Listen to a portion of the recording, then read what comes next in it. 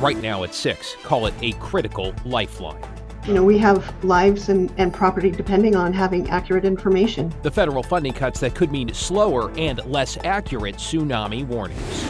Then, what you need to know to stop scammers in their tracks this holiday season. You feel stupid.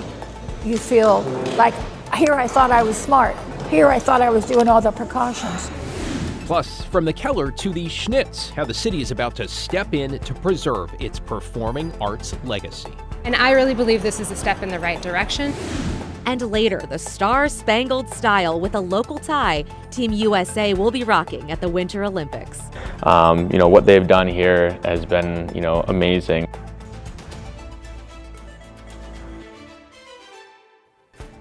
We begin here at 6 with cuts to funding that could have a serious ripple effect on real-time tsunami alerts. Thanks for joining us. I'm Christine Pitawanich. And I'm David Molko. Celine Stevens spoke with experts about the changes. Celine, it sounds like alerts could be delayed and the information less accurate. David, that's right, they could, and so here's why. According to the experts that I spoke with, a $300,000 contract was canceled by the National Oceanic and Atmospheric Administration for the Alaska Earthquake Center. Now, they provide critical information for their seismic stations to understand more information about the earthquake and the tsunami that could follow. But now this month, those stations are expected to go dark. The loss of information, the loss of sensor packages is troubling to say the least. That loss of information could lead to the end of real-time tsunami alerts for West Coast states after the National Oceanic and Atmospheric Administration, also known as NOAA, stopped funding the grant to the University of Alaska Fairbanks Alaska Earthquake Center. These seismic stations quickly register and help build our understanding of, what the earthquake was, how big the earthquake, where that earthquake could possibly be. So the impact in the future of cancellation of this contract could be that future tsunami alerts are not as timely or as accurate as they would be if these seismic stations were still online. According to NOAA, the funding stopped in fiscal year 2024.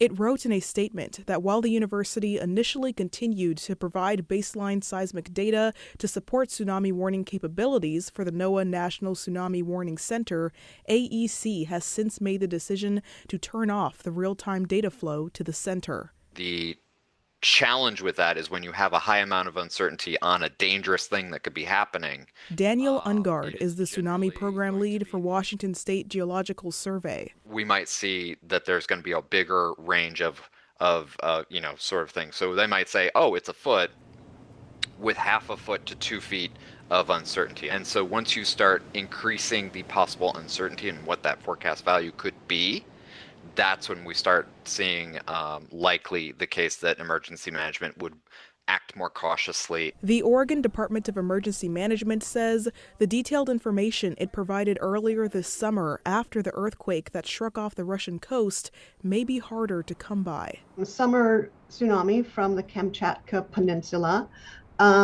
we were able to get very accurate estimates very early on, and in the future, that information is not as reliable. Althea Rizzo says it could change the way the OEM decides things like evacuations and hurt industries like fisheries and tourism.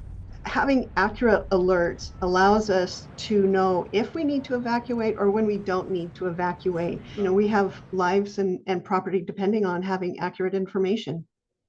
So this would especially impact those in coastal communities, as depending on where the earthquake is, sometimes an extra hour can make the difference between life and death. So if you ever feel the earthquake, get to high ground. Remember, we will still have information about tsunamis. It just would not be as timely and accurate as it once was. Back to you. Celine Stevens in the newsroom. Celine, appreciate your reporting on this. Now to a breaking traffic alert. A serious crash has the northbound lanes of Barber Boulevard closed in southwest Portland. This is all happening at 19th Avenue. Police say a cyclist and driver were involved. The cyclist was taken to the hospital with serious injuries. The driver did stay at the scene and is talking with police right now. Southbound lanes in the area are still open. We, of course, will keep you updated. In your headlines, police arrested a man accused of threatening transit security guards in the Hazelwood neighborhood this afternoon. It started just before 1 o'clock near Northeast 131st and East Burnside. Officers say the 36-year-old threatened them with a rock and a weapon, though they weren't specific about what it was. Max service in the area was temporarily stopped. Officers say they had to use what they call foam impact rounds and a taser to arrest him. The man is charged with menacing and interfering with public transportation. A jury has convicted a prolific Portland graffiti artist known for the beer tag on 51 counts of criminal mischief. Portland police arrested Jacob Ramos last year after it launched investigations into the city's most frequent taggers. The 45-year-old spray painted over murals and businesses across the city, authorities say, causing thousands of dollars in damage. And so the more reports that we get from the public, the better it will be for us to be able to build cases against these people, identify them, and bring them to justice. Police say they found more than 60 cans of spray paint and 10 guns at Ramos's home, including so-called ghost guns, which are untraceable.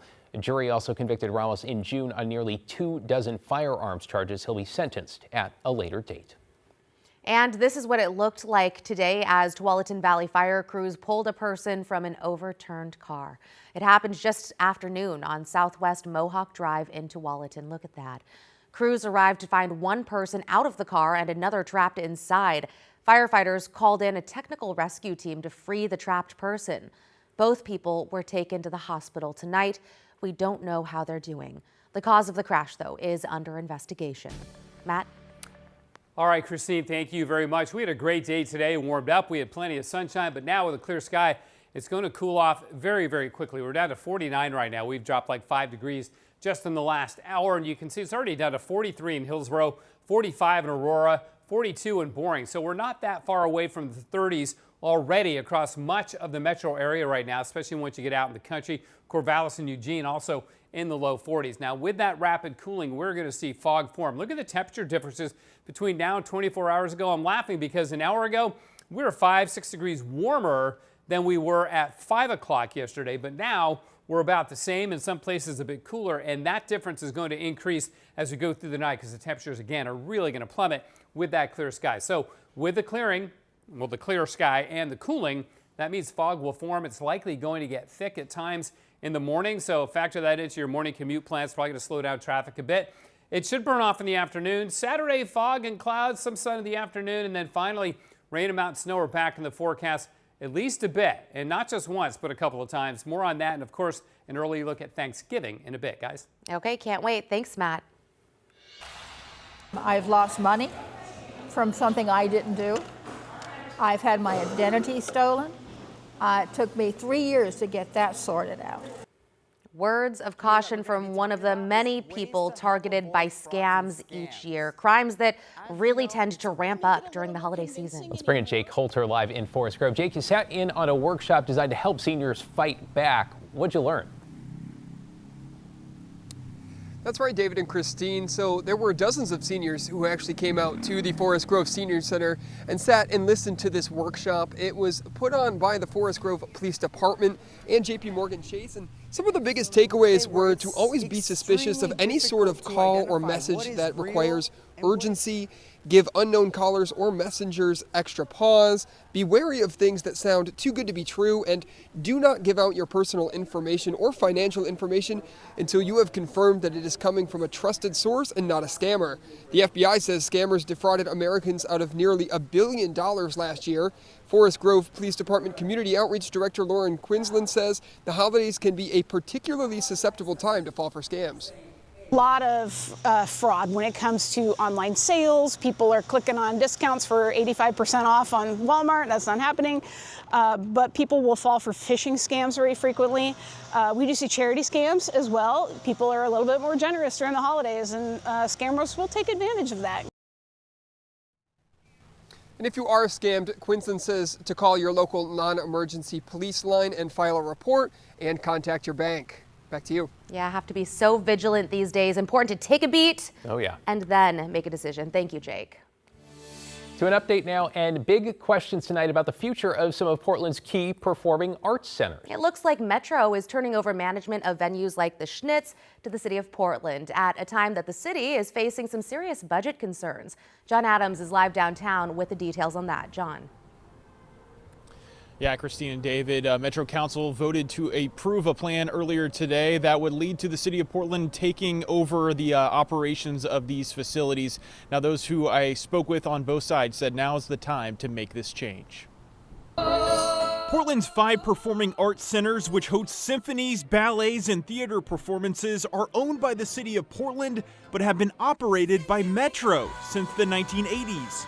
That model hasn't worked great for a lot of reasons, for a lot of opportunities to invest and upkeep the buildings. Portland Zone 1 Councilor Jamie Dunphy says now is the time for the city to take back operations of these facilities. We need to update the maintenance. We need to activate these buildings at their full capacity the way that other cities do. The P5s, as they're known, include the Keller Auditorium, the Arlene Schnitzer Concert Hall, and the 3 theaters inside the Antoinette Hatfield Hall.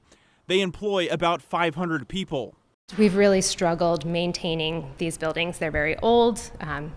Keller's 1916, the Schnitz is 1926, and they need a lot of capital improvements. The executive director of the facilities tells us Metro hasn't been able to generate enough money from operations for these improvements, as attendance and interest has yet to recover from the COVID pandemic. And I really believe this is a step in the right direction, that moving this back over to the city will actually bring more security and stability to these venues. Dunphy says despite budget concerns this year, the city of Portland is positioning itself to better maintain its assets, including these performing arts venues. We don't have an option. We're not going to sell these buildings off. We're not going to demo them.